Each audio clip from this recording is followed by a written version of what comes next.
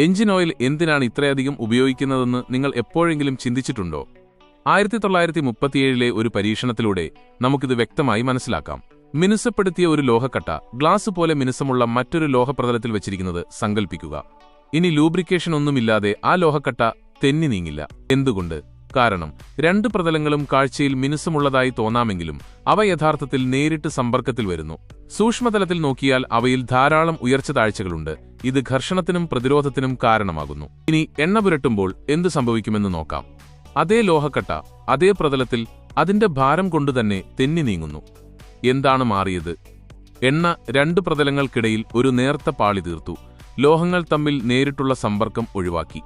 ആ പാളി ലോഹക്കട്ടയെ ആയാസം തെന്നി നീങ്ങാൻ സഹായിക്കുന്നു.